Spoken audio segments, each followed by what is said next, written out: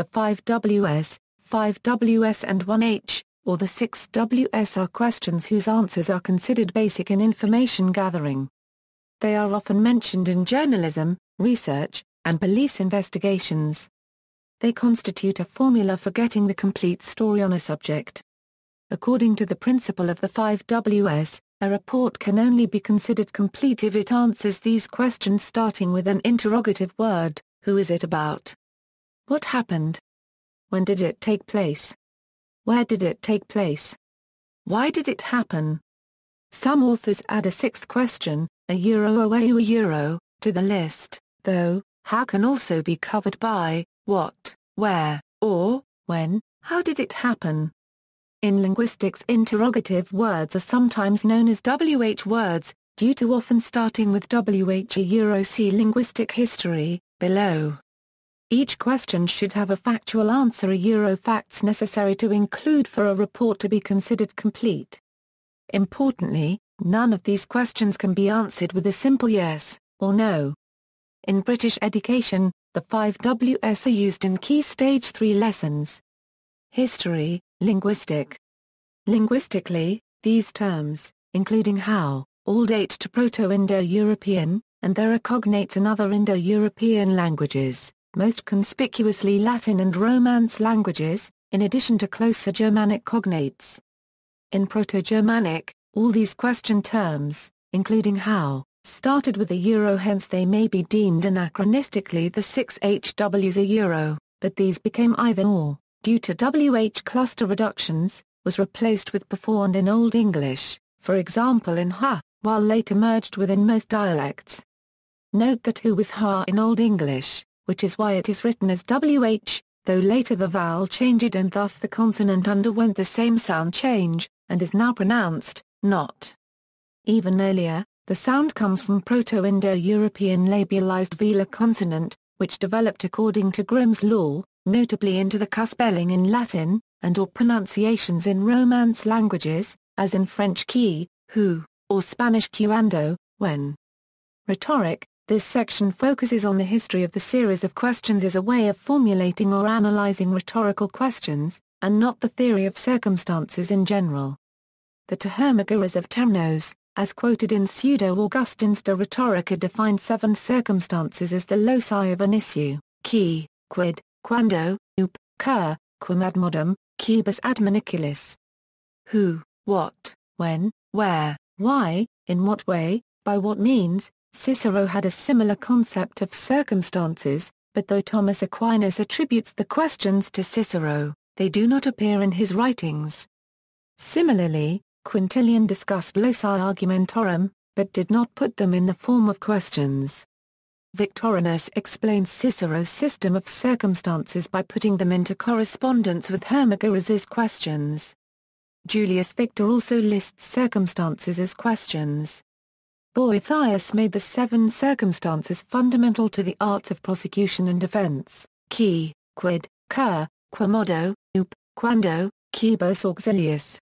Who, what, why, how, where, when, with what. The question form was taken up again in the 12th century by Thierry de Chartres and John of Salisbury.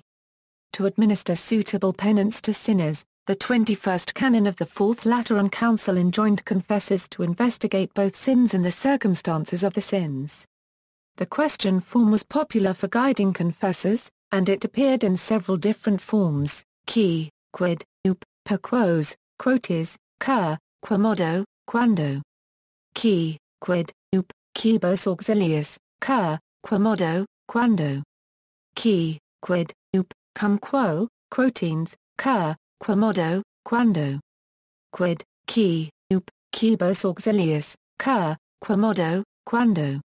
Quid, up, quare, quantum, conditio, quomodo, quando, adjuncto quoties. The method of questions was also used for the systematic exegesis of a text. Later, Thomas Wilson wrote in English verse: who, what, and where, by what help, and by whose, why, how, and when, do many things disclose. In the 19th century U.S., Professor William Cleaver Wilkinson popularized the 3 Ws: what, why, what of it, a euro was a method of Bible study in the 1880s, though he did not claim originality. This became the 5Ws, though the application was rather different from that in journalism. What? Why? What of it?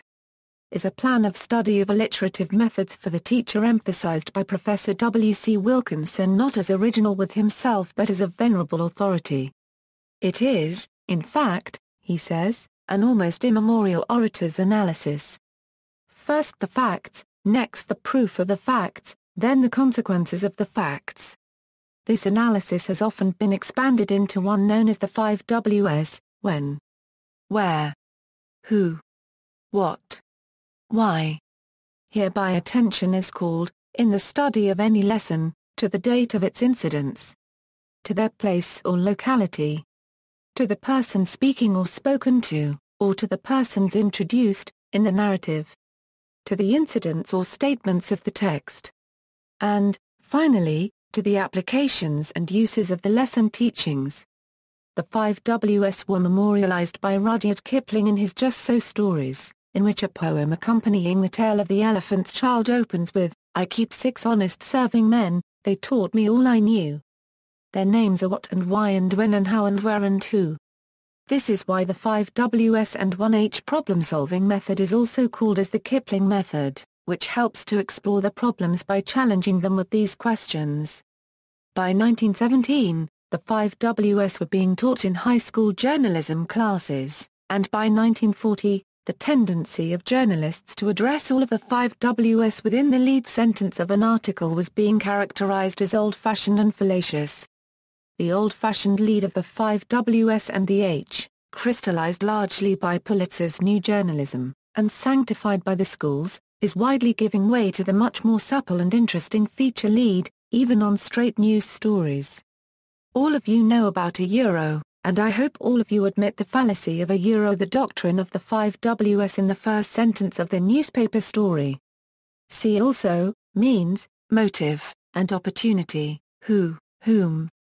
5 Ys, references.